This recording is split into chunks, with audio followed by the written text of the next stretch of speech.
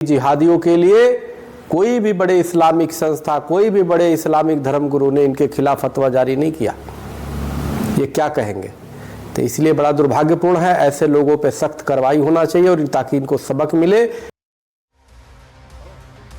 तो देखिए, मामले ने तूल पकड़ा है, तो अब इससे बरेली के लोग भी गुस्से में आ चुके हैं। इन लोगों का साफ तौर पर ये कहना है कि गुमान ना पालो, गलती ना कर देना, और गलती अगर कर दी तो फिर घर में बुलडोजर पहुंच जाएगा। देश सनातन से जुड़ा हुआ देश है और ये मूल्य हमारे ही सनातन धर्म के त्योहारों को मिटाने की कोशिश कर रहे हैं, जो कि नामुमकिन है। ये तमिलनाडु नहीं जहाँ डीएमके की सरकार, जहाँ सनातन का अपमान करके आप निकल जाएंगे।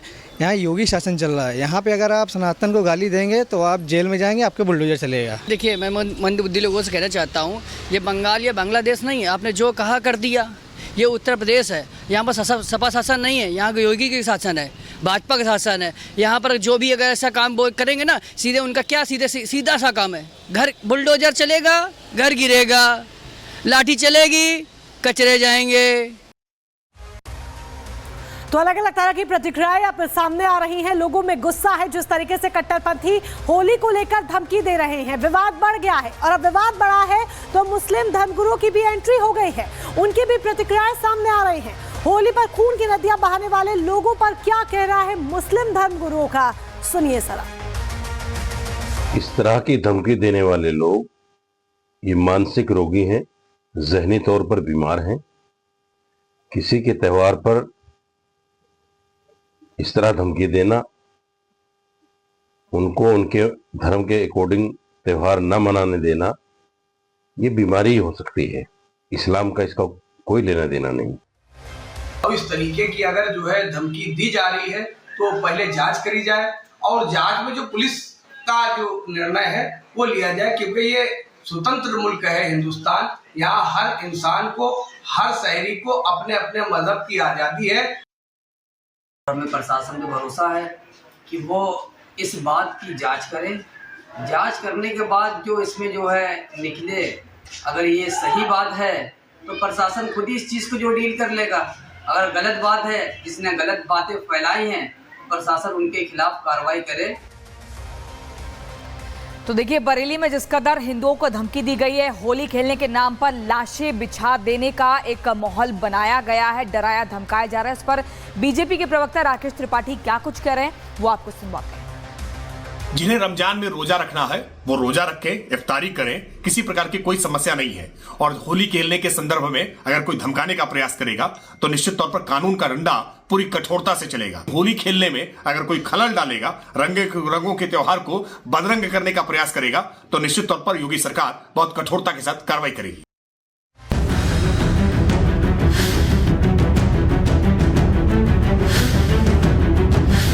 चाहे रमजान का महीना हो, चाहे कोई भी अन्य महीना हो, लेकिन लाउड स्पीकर के जो गाइडलाइन है वो सभी के लिए समान है। तो रमजान हो या जुमा, आवाज नीचे, क्यों ये कहा जा रहा है? तो देखिए, रमजान का महीना आज से शुरू हो गया है। संभल में मस्जिदों से लाउड स्पीकर हटवाए जाने का विरोध भी हो रहा है। कुछ लोग कह रहे हैं कि लाउड स्पीकर क्यों हटवाया गया है, रमजान है। तो संभल के एसपी के विश्नोई क्या कुछ कह रहे हैं, वो भी आप जरा सुन लीजिए। संभल के एसपी के विश्नोई कह रहे हैं कि चाहे रमजान हो या फिर कोई अन्य महीना ही क्यों ना हो, हमें मतलब नहीं है। शासन की गाइडलाइन 12 महीने के लिए है, तो हम रमजान नहीं देखेंगे और गाइडलाइंस का पालन करवाएंगे। संभल एसपी का कहना है कि कान फोड़ू लाउड स्पीकर नहीं बजेगा तो मतलब नहीं बजेगा, उसमें अगर मगर कुछ भी नहीं चलने वाला है। सरकार का आदेश हिंदू मुसलमान दोनों के लिए बराबर है, तो इस आदेश का संभल के अंदर हर हाल में पालन करवाया जाएगा। तो देखिए, संभल एसपी को इतनी तल्ख टिप्पणी क्यों करनी पड़ी है, क्या है इसके पीछे की असली वजह, पूरी वजह क्या है, आपको ये पूरी जानकारी देंगे हम इस रिपोर्ट के जरिए।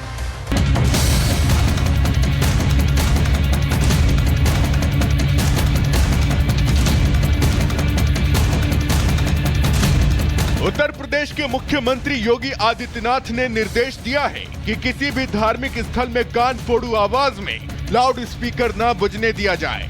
तो कुछ लोग रमजान का बहाना बनाकर सीएम योगी के इस ऑर्डर पर भी सियासत ढूंढ रहे हैं। संभल के समाजवादी पार्टी के नेता फिरोज खान ने संभल के डीएम और एसपी से ऐसी मांग कर दी है कि संभल के एसपी के बिश्नोई का पारा 7वें आसमान पर चढ़ा हुआ है।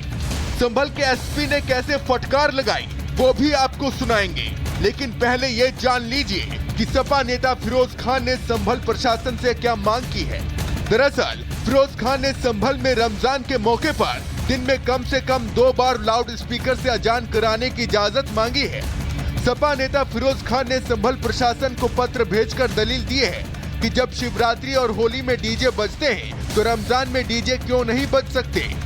मुसलमानों को भी रमजान में मस्जिदों पर लाउड स्पीकर लगाने की इजाजत दी जाए। ना तो कोई नाच गाने की आवाज़ है, ना कोई इमाम साहब उस पर गाना गा रहे हैं, सिर्फ 2 लफ्ज़ उनको बोलने हैं। ग्रामीण क्षेत्र में अगर है तो गांव का कोई दायरा ज़्यादा बड़ा नहीं होता, तो वो जितनी डेसिबल की परमिशन है उतने से भी काम चल जाएगा। और दूसरों की खुशियां जो हैं हमेशा उसमें शरीक होते आए, लेकिन हमारी खुशियों में भी कोई खलल न डाले, उसमें भी सहयोग करे तो बड़ा दिल बड़ा हो जाएगा। सपा नेता की बात सुनकर संभल के एसपी के बिश्नोई गुस्से से तिलमिला उठे।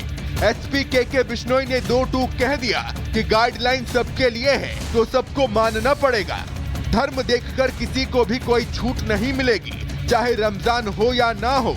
लाउड स्पीकर नहीं बजेगा तो मतलब नहीं बजेगा। चाहे रमज़ान का महीना हो, चाहे कोई भी अन्य महीना हो, शासन की गाइडलाइन है वो सभी 12 महीनों के लिए होती है, किसी पर्टिकुलर महीने के लिए नहीं होती है।